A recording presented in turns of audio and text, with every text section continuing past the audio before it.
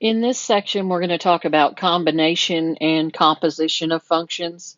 Combinations of functions are just where you're adding, subtracting, multiplying, and dividing functions. So let's start with that. If we're going to add two functions, first of all, notation. If you see f plus g of x, that means you're going to take f of x plus g of x. So it's just a little shorter way of writing that. So if I say find and simplify f plus g of x, that means we're going to add the two functions together. So here I've got f of x plus g of x equals x minus 1 is my f of x plus x squared minus 1. Now it's addition, so I can just drop the parentheses. And you can just start with this step if you want to, if it's addition. And then the last thing you're going to do is combine like terms. And I'm also going to put them in descending order. So I've got an x squared plus x, and then I can combine the -1 and the -1. Now be careful, they are on the same side, so you just combine them. Don't subtract or add it to both sides. This is just going to be -2. So if it's on the same side and you're just combining, just do whatever operation it's telling you to. So simplified, that's all you, as far as you need to go there. You're just adding and combining like terms.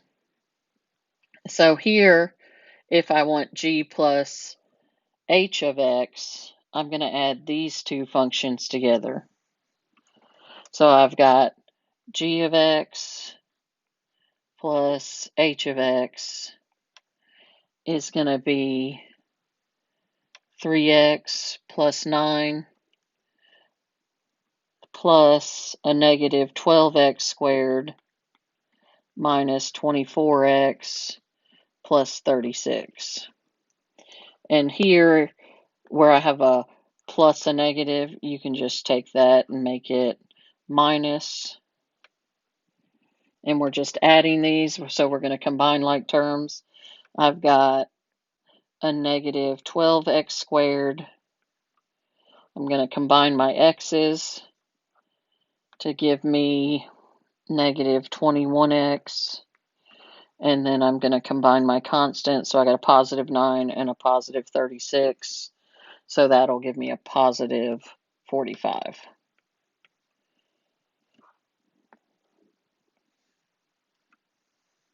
So pretty straightforward. Just add and combine like terms. Now, when it comes to the difference, you need to be a little more careful. The parentheses do matter because you're going to have to distribute. So here, the difference, if I have f minus g of x, that's f of x minus g of x. This negative needs to distribute into your g of x. So here, if I want h of x minus g of x, that's going to be -12x squared minus 24x plus 36 minus 3x plus 9. And make sure you put parentheses around it because you need to distribute this negative to every term inside the parentheses. So the first set of parentheses I can just drop because there's nothing in front of it. So I've got 12x squared minus 24x plus 36. And then I've got minus 3x minus 9. And again, now I'm just going to put them in order and combine like terms. So I've got -12x squared. I've got a -24x and a -3x. So that's going to give me a -27x. And then I've got a +36 and a -9. So that, when it's combined, will give me a +25. And so there you've got everything combined, so that is your final answer. Now let's look at the product of two functions. You might see this written as f of g of x. If you see that, that means you're multiplying f of x times g of x. So here, if I have g of x times h of x, let me move this down here so I have a little room. G of x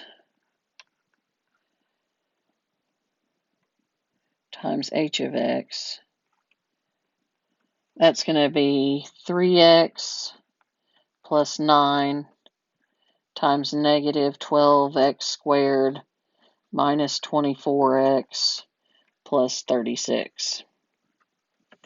So I need to simplify. That means I need to multiply 3x times each term and also the 9 times each term, and then combine like terms. Now, I don't know if you have ever been shown this, but if you make a box the size of how many terms are in each thing. So here I've got 2 terms times a 3 term. So when I say term, this is 1 term and this is 1 term. So that's a 2 term and this is a 3 term. So I'm going to make a 2 by 3 box. And you can do 2 by 3 or 3 by 2, it doesn't matter. I'm going to put my 3x plus 9 there. And then I'm going to put the 3 terms along the top, negative 12x squared minus 24x plus 36. And whatever meets inside the box, so here to here, I'm going to multiply. So 3x times negative 12x squared is going to give me a negative 36x cubed. In the next box, 3x times negative 24x would give me a negative 72x squared. And then in the last box in the top row would give me 3x times 36 would be 108x. And then you do the same thing for the bottom. 9 times negative 12x squared is negative 108x squared. 9 times negative 24x is negative 216x, and 9 times 36 is 324. So basically what I've done there is everything I would have multiplied down here to get these 6 terms, and then you can combine like terms. You've just got 36x cubed, and then you've got the x squareds to combine, and then the x's to combine, and then just the 324. So this is going to give you negative 36x cubed minus 180x squared minus 108x plus 324. So that's called the box method, but it's the same as multiplying and distributing all your terms. It's just a little bit easier to organize it and organize the thought process so you don't mess any of your signs up or miss a term. Now, quotient is division. So you may see f divided by g of x, which just means you're dividing f of x by g of x. So here, if I want to see h of x divided by g of x,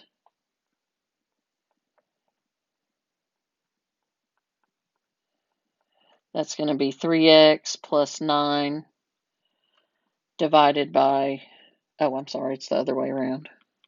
My h of x is on top. So negative 12x squared minus 24x plus 36 over 3x plus 9.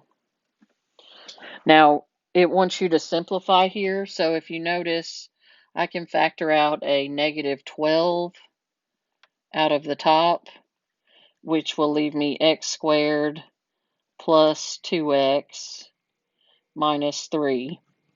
And a way to check that is if I multiply that back, I should get back my original equation. So I've got that, and then on the bottom I can pull out a 3, which will leave me with x plus 9.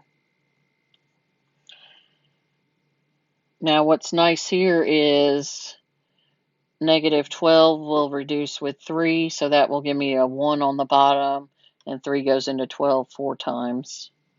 And then we can also factor this quadratic.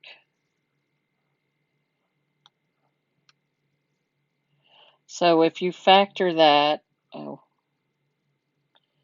I didn't change that to a 3, so that should be a 3. So x plus 3 on the bottom, after you cancel the 3 out with the 12. So if, back to the quadratic, if I'm going to factor it, I'm going to have x and x. I need factors of negative 3 that add to be positive 2. So that means I need a positive 3 minus 1. And that'll give me my, if I do the outsides, they'll give me a negative 1 plus a positive 3x will give me the positive 2x. And then 3 times negative 1 will give me the negative 3 at the end. Now what's nice here is now we've got an x plus 3 on the top and the bottom that will cancel out. And that will simplify down to negative 4 times x minus 1. And if you want to, you can distribute that negative 4 in, or you can just leave it like that. Now let me give you a little hint. I know not everybody loves to factor, but if it says simplify, more than likely one of the factors of the top will be the same as the bottom so that you can do this.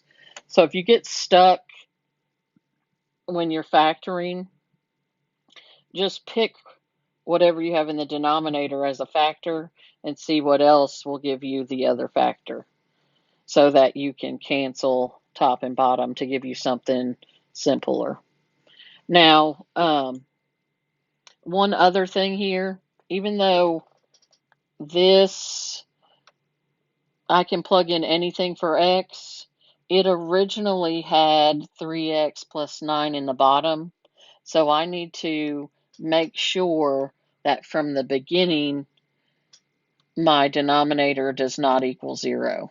So even though it simplifies down and gives you a nice answer, from the beginning, you need to make sure that denominator cannot equal 0. So that's going to be 3x equals negative 9 divided by 3 will give me x equals negative 3. So x cannot equal negative 3 from the original equation. Make sure you add that as a domain restriction from the original function. So let's look at another one where we're dividing. It says find and simplify g of x over f of x.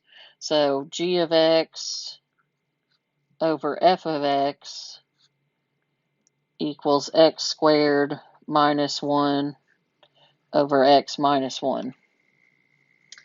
Now, you can actually simplify this a little further because x squared minus 1 is a difference of two squares. So that will factor into x plus 1, x minus 1. So if you have a perfect square here minus another perfect square, it will always factor into x plus whatever, x minus whatever. So if, say, you had x squared minus 9, that would factor into x plus 3, x minus 3 every time. Okay, that was just a little side note. And then on the bottom, we have x minus 1. So some nice things happen again. That'll cancel with the denominator and leave us with x plus 1. But remember, we need to deal with our domain restrictions because this was originally in the denominator, so x minus 1 cannot equal 0. So if I add 1 to both sides, I end up with x cannot equal 1. So just make sure you put in the domain restriction if it applies. Okay, this is one that kind of puts all the combinations together. We've got an addition, subtraction, multiplication, and division. So I'm going to number these 1, 2, 3, 4. So 1, I'm just adding the two functions together. So f of x plus g of x is going to be 1 over x plus 1 plus 2x over x minus 3. Now, if I'm adding fractions, you have to have a common denominator. So my common denominator is going to be x plus 1 times x minus 3, multiplying these two together. So to get that common denominator, that means I would have to multiply that top times x minus 3. So I'm going to have 1 times x minus 3. And then to get the other side with the same denominator, we're going to have, let me change back to blue, 2x times x plus 1. So you basically multiply across or diagonally to get the common denominator. So I'm going to have x minus 3 distribute here. So negative 2x squared minus 2x, and that's all over x plus 1 times x minus 3. And then you can combine like terms. So it's going to be, oh, I made one mistake. This should be a plus. So these are both pluses. So that's going to be 2x squared plus 3x minus 3. So as you can see, even I will make little errors with my signs. Just make sure you're careful and go back and check your work so you're not missing simple stuff like that I just showed you. So that's the addition one. Now, if you subtract f of x minus g of x, same approach, but I was kind of jumping ahead on the last one. To get the common denominator, you multiply them together, which means you would have multiplied 1 times that and x plus 1 times 2x. But there's a minus between them. So I'm going to have 1 times x minus 3 minus 2x times x plus 1. Now this time, when you distribute, it will change the signs. So I've got x minus 3 minus 2x squared minus 2x all over x plus 1, x minus 3. So I've got negative 2x squared minus x minus 3 over your common denominator.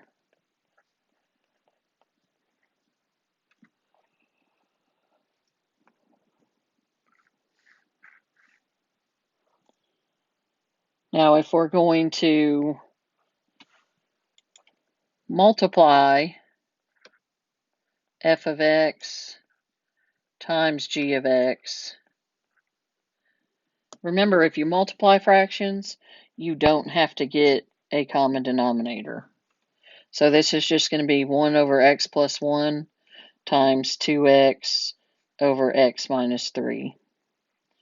And you just do top times top, bottom times bottom.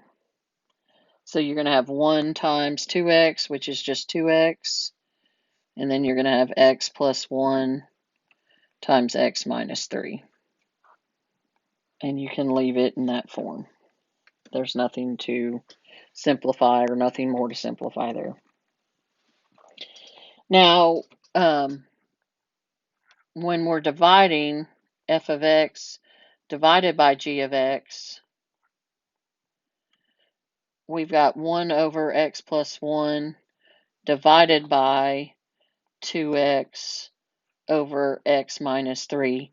Now, I know that looks like a mess, but remember, if you divide a fraction by a fraction, or if there's a fraction involved at all, you do keep it, change it, flip it, which means you're going to keep the top.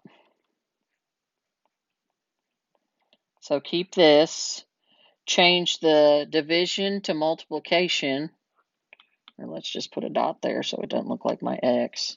And then you're going to flip the denominator. So I'll have an x minus 3 on top and a 2x on bottom.